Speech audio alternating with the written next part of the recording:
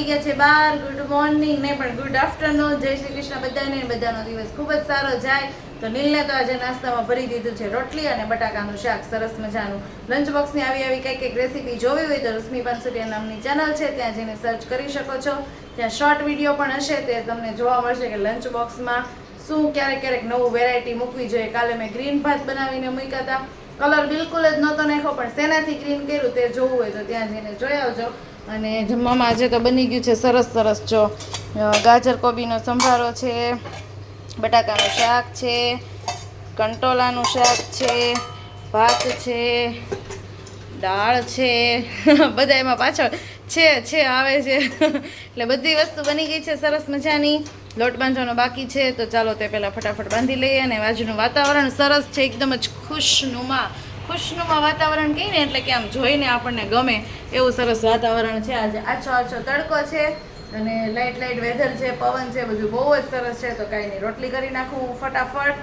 તમને એમ થતું હશે આટલું બધું ફટાફટ કેમ બોલે છે, પણ ફટાફટ બોલાય એવું જ છે. ટાઈમ ટૂંકો હોય એટલે રોટલીને એવું બધું કરવાનું હોય એટલે પછી એવું કામ તો રહેવાનું જ છે આપણે. તો ગાઈસ, જો રક્ષાબંધન આવે છે અને નીલને એને સ્કૂલમાં ને એમાં ગિફ્ટ ને એવું આપવાનું હોય, તો હું ગઈ હતી એમાં ટ્યુશનમાં આવે હેતલબેન સાથે, તો ઘણું બધું લેતી એવી. હવે જે ગમશે એ રાખશે અને બાકીનું જે છોકરીઓનું હોય દેવા જેવું એ છોકરીઓને દેશે. તો હું તમને બતાવું. જો એક તો આ પર્સ તો બે મમ્મી માટે લાવી છું, આ એક મારા મમ્મીનું ને એક મારા સાસુનું. પછી બોટલો છે નાની, પછી નાના પાઉચ છે, લિપસ્ટિક ને એવું ઘણું બધું જો લેતી આવી છું. મહેંદીન કોન તો ઘર માટે લાવી છું. આમ ઘણી બધી આટલી શોપિંગ કરી લીધી, એટલે આમાંથી પછી રક્ષાબંધનમાં દેવા થાય કંઈક સરસ વસ્તુ બધી છોકરીઓ માટે. એટલે મારે તો કંઈ છોકરી છે નહીં, એટલે નીલને દેવાનું હોય તો મેં કીધું લાય હું લેતી આવું. મને જેટલું ગમે એટલું હું લેતી આવી છું. છોકરીઓ રાજી થાય અને આપણે તે રાજી. મારે છે ને એટલે કંઈ લેવાનું તો હોય નહીં, એટલે આવી રીતે રક્ષાબંધન કે એવું આવે તો ત્યારે હું લઈ આવું, એટલે પછી છોકરીઓને દેવા થાય. તો જો આટલી વસ્તુ શોપિંગની કરી લીધી છે. અહીંયા બનવા માંડી છે અમારી સરસ મજાની ચા, અને મમ્મી ને ધર્મ બંને ઉઠી ગયા છે. લે ધર્મ, તું ઉઠી ગયો હે? મમ્મી જોવા મળ્યા પર્સ લેમાં તે રૂપિયા ભરવાનું જોઈ ને રૂપિયાનું ફોન નીચે ઓલું આવી ગયું હોય. એણે કીધું વેસેલિન કા ઓઇલ લગાડી દેવાનું. હા, વેસેલિન ને કાંઈ કે તેલ લગાડી દેવાનું. કયો કલર ગમે છે તમને, બ્લેક કે જે ગમે? એક મારા મમ્મીનું છે, એક તમારું. બેન એક લીધા, બે વેવાણના. મારું નથી. હા, મારું નથી. હા, એ મારું છે. જે કલર ગમે એ લઈ લો. બે સારા હતા, મેં કીધું લાઈને લઈ લો એક.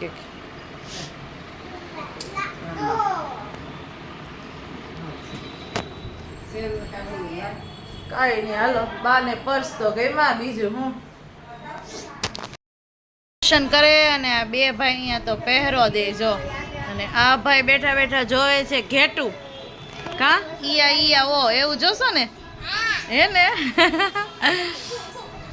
એ ભાઈ હરખું લેશન કરો છો ને? અને મારે જો આટલા કપડાં સકેલવાના છે, ઢગલો. ચાલો સકેલવા મળીએ પહેલા. ગાઈસ, કપડાં ને બધું સરસ મજાનું સકેલાય તો ગયું, પણ ખાલી સકેલે થોડું ચાલશે. હું બેટા બા હમણાં આવશે. કોણ આવ્યું? હા તું ખોલ. કોણ આવ્યું? ભૈલો લાગે મને તો. ભૈલો છે. ક્યાં? ઘરે. તો કપડાં ને એવું બધું સકેલાય તો ગયું છે, પણ મૂકવાનું બધું બાકી છે. તો જો એ કપડાં સકેલીને એ થપ્પા પડ્યા છે ને બધું સાફસૂફ કરવાનું છે. અને આ લિપસ્ટિકના કલર જો હું બધાય જોતી હતી, ચેક કરતી હતી કે ભાઈ કઈ રીતે છે. તો અત્યારે તો જો બધી લિપસ્ટિક કરી હતી અલગ, પણ જાતી નથી. મેં જોઈ જો બધાય અત્યારે તો મને બધાય કલર સેમ જ લાગે છે. ત્યારે બધાય અલગ લાગતા હતા. કાંઈ નહીં, ચાલો આપણે ફટાફટ કપડાં ને બધું જલ્દી ગોઠવી દઈએ.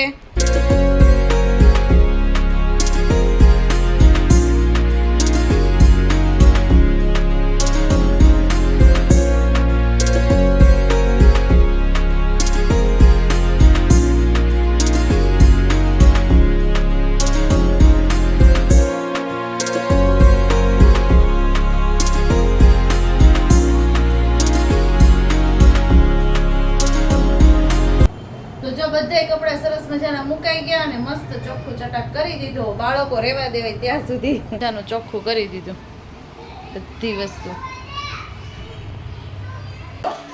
જો મમ્મી મસ્ત મજાની એક આ કંઈક લેવા છે ટોપલી જેવું, એમ કહેતા હતા કે ફ્રૂટ ભરવાની છે. અહીંયાથી આમ ખોલવી ને તો મસ્ત થઈ જાય છે. જો આની બહુ પ્રાઇસ બહુ જાજી નથી, પ્રાઇસ તો નહીં કહું પણ પ્રાઇસ બહુ જાજી નથી.